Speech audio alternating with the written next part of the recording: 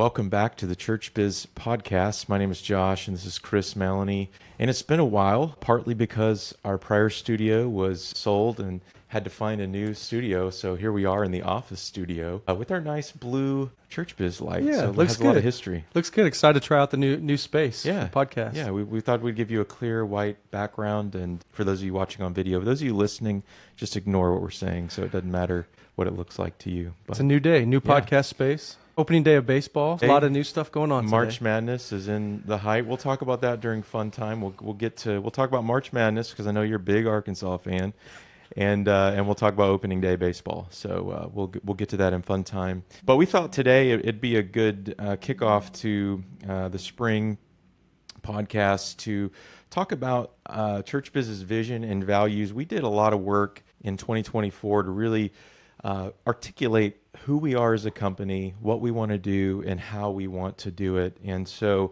we shared a little bit of that during our end of the year podcast in December, but we thought we could devote some time to just talking through what is our vision, what are our values, even for current clients to kind of just even understand who they're working with, and for potential clients to know a little bit more about ChurchBiz. I thought we could start, Chris, just by looking at our mission statement, and I'll read it, and then love to hear, we can just kind of comment on that. So mission or vision statement at ChurchBiz. Our vision is to lead churches to God-honoring stewardship.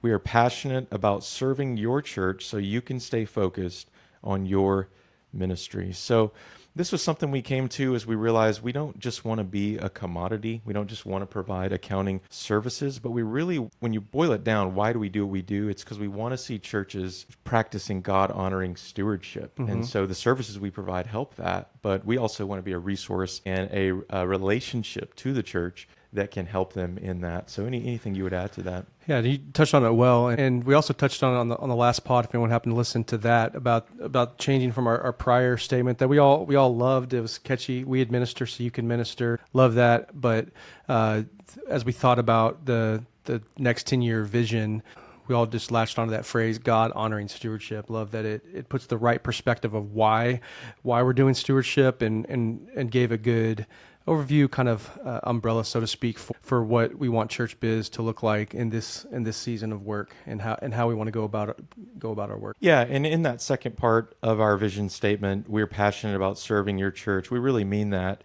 And we still want to administer or do that work of core services so that you can stay focused on your mission, so that your admin or operations or executive pastor isn't spending hours of their week clearing a bank feed or reconciling accounts. So we do want to do the core services we do to help you stay focused on your mission and ministry. Yeah, absolutely. Yeah. I love this, the way we've revamped it, and excited even as we kind of talk through these other things, how everything is going to flow out of that. What we want to be about as leaders, our company, the way we want to serve is God honoring stewardship, keeping that in front of us. Yeah. Yeah, one of the things we also identified is who is it that we serve? And so that's our focus. And our primary focus at ChurchBiz is really to serve churches and religious nonprofits. That's our bread and butter. We serve all types of churches, from church plants all the way to larger churches who need outsourced or fractional accounting services and solutions. And yeah, really, we feel like we can play a unique role in any size church. Maybe speak a little bit to that on that. Yeah, and it was good exercise even in the work we were doing last year to just spend some time thinking about that, like using a business term like who's the target market, so to speak, but really like just reaffirming, recommitting to, yes, like we are here to serve Christian ministries, 1C3 nonprofits, and churches. And churches can look like church plant. We can, from day one, how do I get registered with the state of Texas? How do I get an EIN number? All the way to established larger churches. There's different seats we can sit in. And there's different ways we can take our core services, the HR work that we do, our stewardship consulting, things we're going to talk about today, and make that work within your team. Where we see the biggest need is church plant, medium-sized churches, but there are, and we've started to see more of this, even larger churches reaching out to say, you know what, we've had a full-time person on our staff team, but we've realized if we work with ChurchBiz, we can repurpose some of their time so they're actually doing more review work, higher level functions, and we kind of sat in that like staff accountant seat, so to speak, with larger churches, and that's worked really well also. And I love when we can do that. So we're not just for small and medium churches. We can work with churches of all size and want to stay committed to that. Yeah, I think that that's an important thing about ChurchBiz is we work with churches and religious nonprofits all the time. So we know the unique reporting needs. We know the unique tax implications for pastors and ministers. We know the government interacts with churches. And so sometimes, a church might go to just, I mean, I'll speak from my experience. When I was a church planter, I just went to the first CPA who was recommended to me, and that CPA, I won't name that CPA, but didn't really understand the unique needs of a church. And so even when they set up our entity setup and our 501c3, there were some things I had to rework later because they didn't really understand the unique world of a church. And not, I'm sure there's CPAs out there that have that knowledge, but I think when you come to ChurchBiz, you can know that our focus, we actually only work with nonprofits and churches. And so that's really our focus. That's our bread and butter. If you came to us as a business, we would connect you elsewhere. We would say we're not a good fit for you. So that's important when you're looking at potentially someone who can do accounting for your church. Absolutely, yeah. Let's talk a little bit about our values. And really, our values are kind of showing the kind of people, the kind of work we want to do. And so we tried to put these down. And this is something we're going to try to strive to train our employees on, to embody, to live out to you. This is what you can really expect as you relate to us, the kind of people we want to be. We're not perfect, but we're striving to be these things. And so we listed 5 values, and we'll just kind of talk through these. But the first one is character. And we put down humble, honest, and reliable people. We want to be this and work with others who share these values. So one of the things in humility is we don't want to come across as though we know it all, because we don't know it all. But we also want to be reliable and honest, that we do have expertise, but we're going to bring that in a humble way. Hopefully, if you related with myself, with Chris, with Kevin, with Brandy, with any of our client service reps, you've experienced this kind of tone, this humility. We don't pretend to be experts, but yet we know a little bit about what we're talking about, but we want to do it in a humble way. So, Chris, anything you would say on that? Yeah, and you touched on it. I think, these, we believe all 5 of these that we're talking about is part of what we've strived for. It's been part of our DNA, but just really like formalizing and documenting out like, hey, these are the values that these are the 5 values that we for sure want to make sure we're embodying as leaders, that our team embodies, and what you can expect when you work with us. And so, yes, and specific to this first one, character, humility, honest, reliable people. I love the Philippians 2 passage. Each of these has 1 or 2 Bible verses that we want to base these values on. And Philippians 2 talks about how Jesus modeled servant leadership, though he was God himself, that he humbled himself to the point of death on the cross, and God raised him up. And so it's like you said, it's you can have humility and still be confident in the work that you do, and still be knowledgeable and be someone that you would feel comfortable coming and saying, yeah, we want to outsource our work to these guys, but we don't want to be arrogant, cocky about it. We want to model these things and keep that in front of us. Yeah, and that's not only is that external as we're working with clients, but we try to model that internally too as we work together as a leadership team, as we work with client service reps. Hopefully everyone in our organization would experience humility, humble servant leadership, reliable people, honest people telling the truth in love. And so we really want to live that out. It's important to us. Yeah, that was one of the most meaningful compliments that I had received, was someone had listened to a podcast and said, hey, you guys exude humility in the way that you. I was like, wow, we're striving for that. So that was cool that somebody recognized that, and we want to model that, and hopefully that's part of who we are. Yeah. The second value we have is excellence, and kind of the descriptor we give is competent, driven, and connected to the big picture. So do you have any comments or thoughts on that one? Yeah, I think it's just, not a lot to say other than just, hopefully the work we do is excellent. The way we do our work is with excellence. I think, again, this idea of this God honoring, that piece of our vision statement, how we work is a display. We're representatives of Christ. We're representatives of his church. We want to be an extension and a partner with the churches we work with. And so we're not going to be sloppy in that. We're going to work hard as unto the Lord and strive to do it with excellence. Yeah, and we want team members who are well trained, who are driven to serve you, that aren't aren't lazy or slothful, but are really working hard within the boundaries of the different relationships we have to serve churches, and we want to do the same. And then we put in connected to the big picture, because and this is true in any work environment, but we want to always, sometimes I'm interrupting myself, but sometimes when you get in the details of work, you can forget the why of, why am I sending this extra spreadsheet or report, or why am I, having to do this invoice at 5 o'clock or whatever it is. And you can get, you can start complaining, and everyone can struggle with that. But when we connect it to the big picture of, hey, this work is serving churches and religious nonprofits so that the kingdom of God can expand, really so that people can be fully engaged in the mission God's given them, so they can do it with integrity, so that they can stay compliant. When you kind of connect it to that big picture, you remember, okay, yeah, this is meaningful work. And this, little pastoral application, you could apply that to anything you're doing in life. That, your job, that maybe you're taking out the trash, or maybe you're, wiping a snotty nose of a school kid, that when you put it in the context of the bigger picture, that's when work finds its meaning, is when it's really done unto the Lord and for the growth of his kingdom. Yeah, I love that. I love when you talk about connect to the big picture and the why of the work. I think it's so important to always keep the why in front of us. And I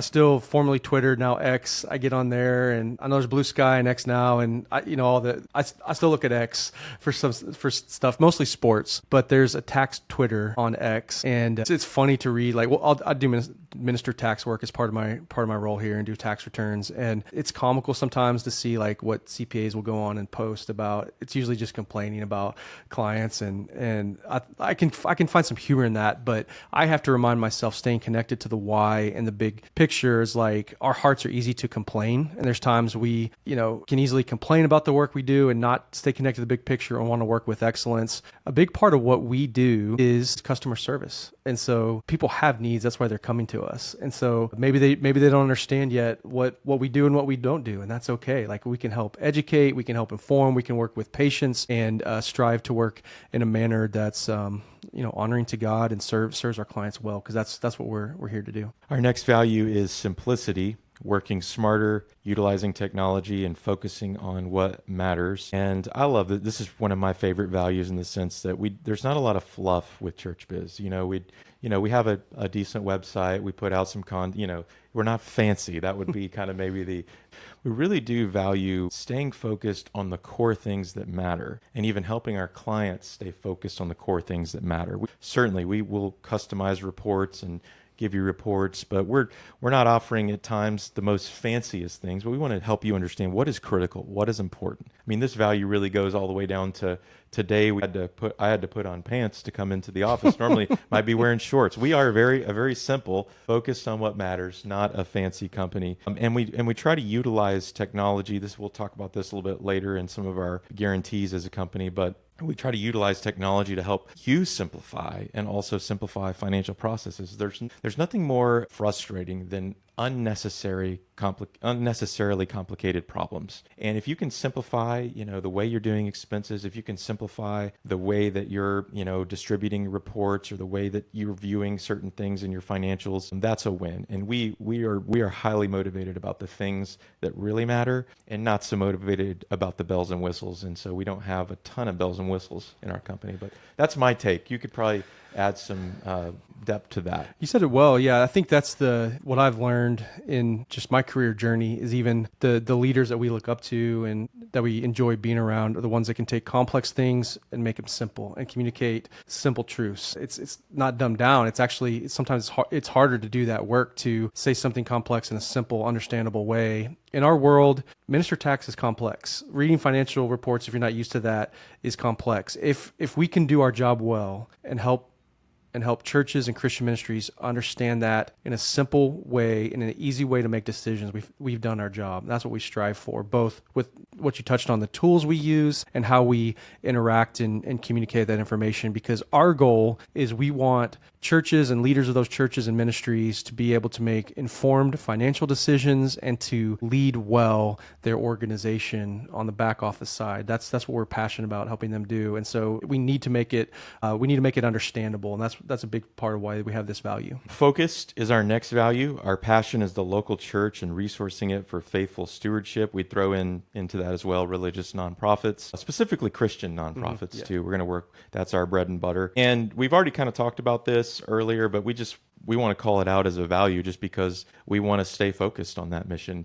Businesses can take on this or that and kind of have mission drift, and we've got to come back to, hey, now let's stay focused on who we're called to serve as a company. And I think even one technical point that we've talked about in our financial training course, and I try to keep in front of leaders that I'm working with at churches, finance teams, is that what is your focus? Why do you exist as a church? From a technical, even legal standpoint, churches don't have to, but you can fill out with the IRS to get your nonprofit determination letter.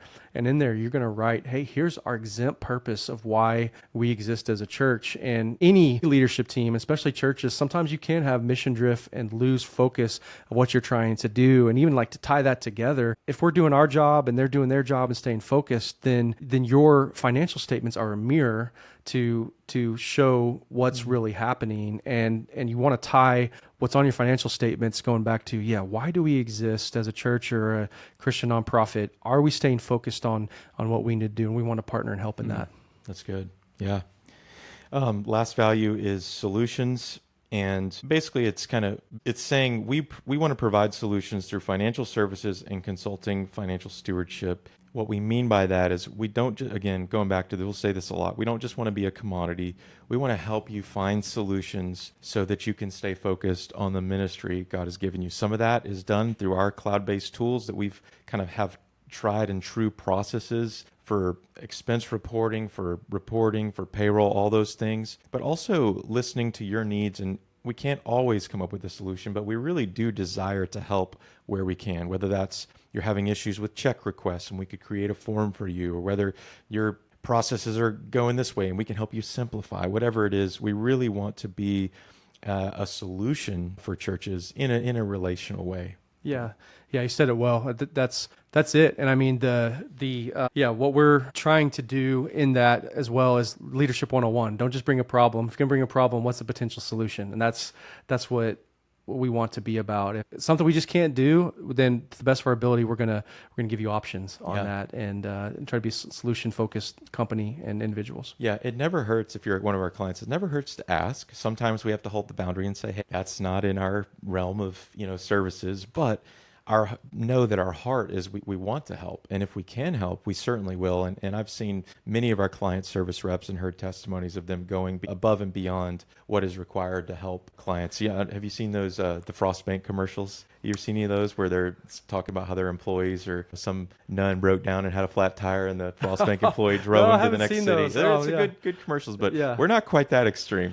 But we do want to go above and beyond. And one thing I would add, even just practical solutions too, with we're always looking at, are the tools we're using the most efficient, both in functionality and cost? And so we actually changed one of our credit card reporting tools recently because we found one we felt like worked better. We're constantly evaluating all the systems and tools that we're using on the resourcing side. We have just the Kajabi is it's a learning management system. That's the word I was looking for. The things that we're using on that side and how we want to continue to resource and bump up our resources to make easy to use, helpful solutions for you. All right. Well, we're back. We had a little bit of a technical glitch there, but hopefully we'll see when we go to editing mode what got missed. But we're gonna first run in the new space. Yeah, first run here at the new studio, and you're getting to hear some good info, but we'll work out the kinks next time. Okay, that's my responsibility.